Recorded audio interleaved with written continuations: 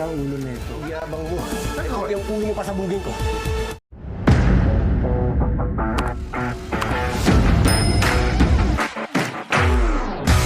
Matapos ang nangyari kina Fatima at Miguelito, tiniyak ni Miguelito na hindi ito ang magiging huling beses na magkikita sila.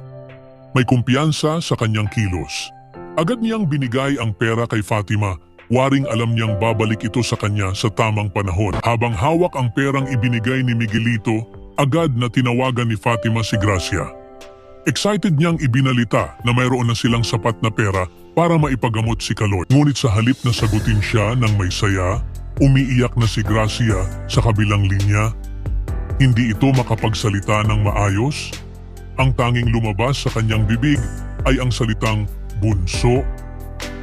Hindi na napakali si Fatima.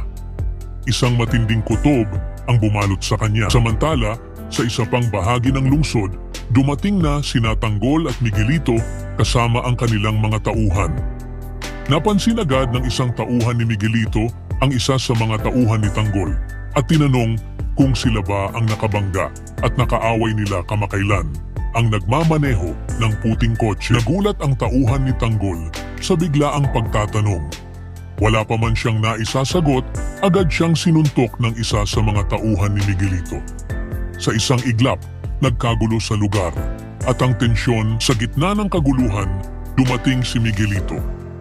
Isang sigaw lang mula sa kanya at agad siyang binigyang daan.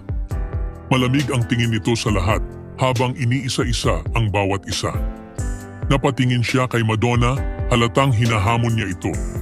Itinapat pa niya ang baril sa kanya, tila ba gusto niyang subukin kung gaano siya katapang. Samantala, isa sa mga tauhan ni Tanggol ang mabilis na sumugod upang ipaalam sa kanya ang kaguluhan. Hindi nila kayang pabayaan ang kanilang mga kasama. Habang hawak ang baril, hindi nagdalawang isip si Miguelito na itutok ito sa isa sa mga tauhan ni Tanggol. Halata ang determinasyon sa kanyang mukha. Gusto niyang ipakita ang kanyang lakas at kapangyarihan. Biglang dumating si Tanggol. Mabilis niyang pinatigil ang gulo at walang takot na sinabihan si Miguelito na mayabang. Napatingin ang lahat sa kanila, lalo na si Miguelito na biglang napaatras.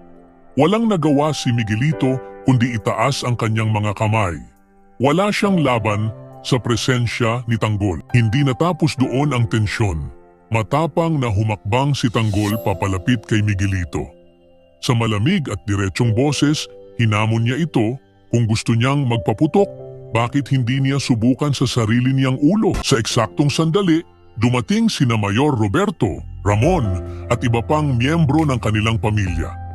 Nagulantang sila sa gulo sa kanilang harapan. Ang dating mainit na labanan ay tila isang natunaw na sigalot sa kanilang presensya. Ngunit kahit natigil ang kaguluhan, alam nilang hindi pa ito tapos.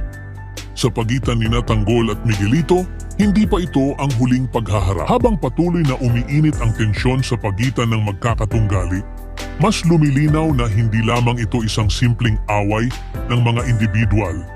Ito ay labanan ng kapangyarihan, prinsipyo at paggalang. Sa isang mundo kung saan ang dahas at lakas ang madalas na nagdidikta ng tagumpay, hindi maiiwasang may masaktan, may matalo at may bumagsak. Ngunit sa harap ng panganib, sino ang unang bibigay? Sino ang tunay na dapat manaig? Ang lakas ng kamao o ang tapang ng puso? Ibahagi ang inyong saloobin sa comment section. Huwag kalimutang mag-subscribe at i-click ang notification bell. Maraming salamat sa panonood.